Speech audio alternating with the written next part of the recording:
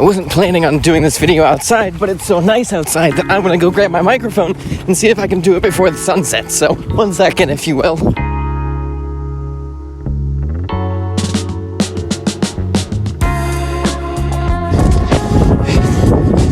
Okay, I got my camera back.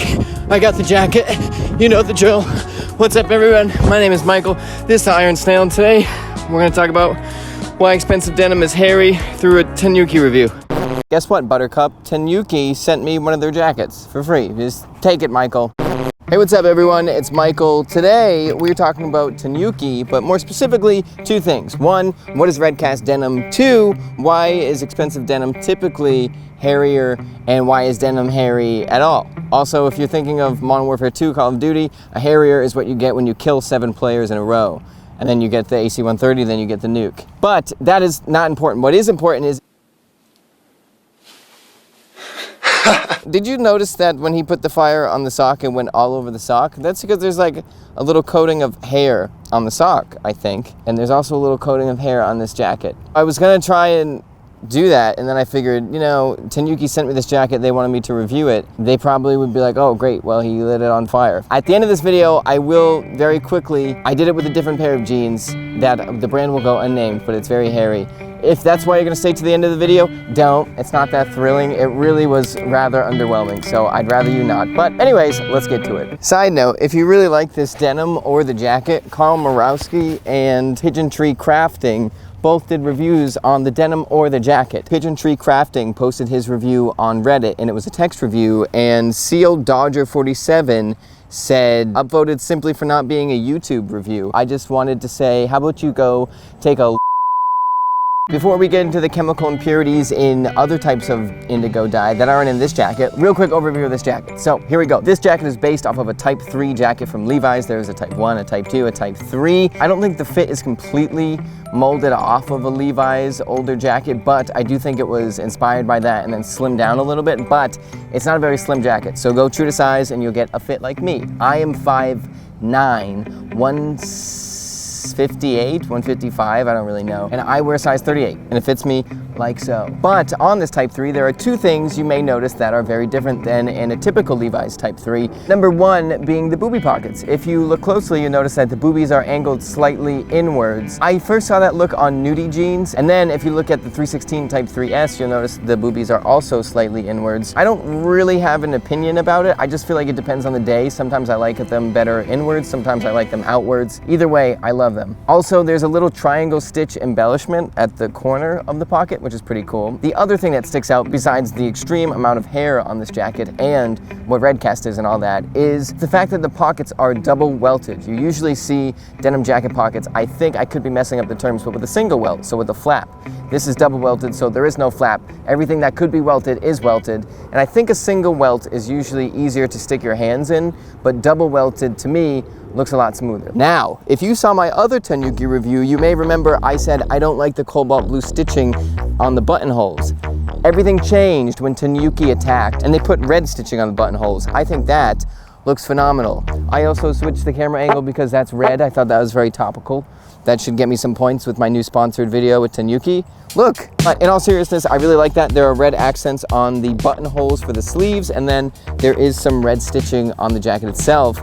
That I think looks awesome. And then if you look on the right shoulder, you will see there is the Nye logo, which is the number 2 and also represents past and future, but also at the same time, it is my favorite detail, I think, really on any denim jacket right now. I also have a favorite detail on denim products, and that is a stitched in label on the side, and Tanuki has one. And there's Japanese writing on it, and I don't speak Japanese, so I DM'd Tanuki and I said, what does this say? And they didn't respond right away, so I used my good friend technology, and Google translated, pictured it, and Google obviously is a massive company, so they gave it their best shot, and this is some of the things that they came up with. Please dress up as a large rhino in this essay. For the heat of the land that was rented by the armed forces, it's a turtle, so please give me the next size. Take a mosquito bag and ride it on our ground. The local me who was rented with a mosquito bag is the limit. Because it is a knitted elephant guard, it is not possible to read the females in a rhinoceros shallow tube party.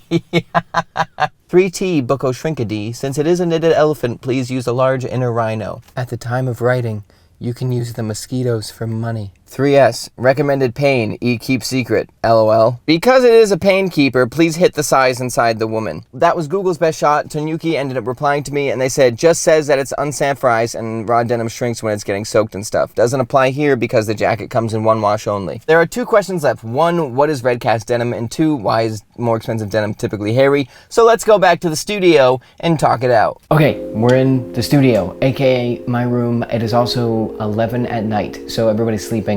I have to be quiet. We are now going to go over what is red cast denim, why is this denim red, and then finally, why is this denim hairy? So let's get into it. I'm also exhausted, so hopefully you like me. Okay, so first things first, this jacket is 16.5 ounces, so medium to heavy weight denim. It has a nice amount of slub that you can't really actually see because there's so much hair on the denim, it's kind of obstructed. But what's really cool is the outside of the jacket, the warp, is made out of Texas cotton, which is short staple upland cotton, which we'll get to in a little bit. And the inside, the weft of the jacket is Australian cotton, which is longer staple cotton, which means the longer staple cotton is going to be softer and silkier, and the outside is going to be rougher and have a bit more varied texture. I think in this case, I personally can't feel the difference, but I'm sure if I wash the jacket a few times, I will. Okay, so let me attempt to break this down, because if you're like me, you thought this jacket was going to be red or close to red, and it's not. And you asked your girlfriend,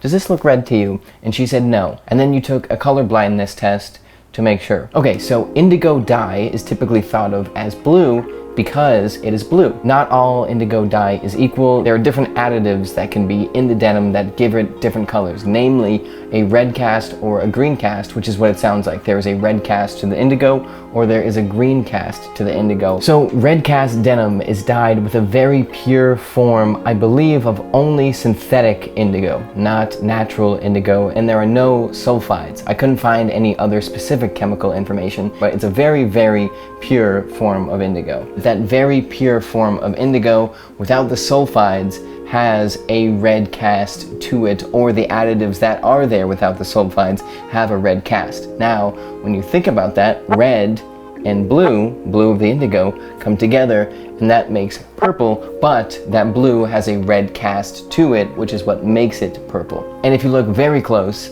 here we are, you can see there is a slight purple cast. It's kind of tough to see in different lights. If you see any glimmer of, oh, that might be, wow, there's a bug in my house. If you see any glimmer of, oh, that might be purple, it is. It's just very tough to see.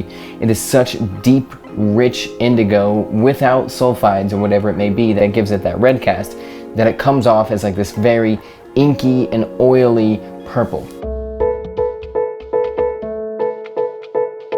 Okay, now finally, the part you've all been waiting for. Why is this denim so hairy, and why is more expensive denim typically hairy? Denim is obviously cotton. When cotton is woven, there are excess cotton fibers poking out of the twill, which is that hair. Typically, on regular standard Levi's, got these at the mall, whatever, denim is meant to be very uniform and not have a lot of character to it, because people just want plain blend-in denim. So what these companies do, and even raw denim companies do it too, this is a very specific thing that we'll get into in a second, is they singe the denim. They run it through this gate of hell and it burns off all the fun character and hair of the denim. Why they do that, I don't know. Maybe people just hated hair, but when denim first started off, there was no corrections done to it. Now there are a lot of corrections. There's skewing, there's sanforization, there's singeing, there's probably a bunch of other stuff, but all that stuff is made to correct the denim. So we make sure there's no leg twist. We want very even thread, so there's no slub and nep. We burn it so there's no hair, and then it comes out looking like a perfectly smooth fabric, which at the time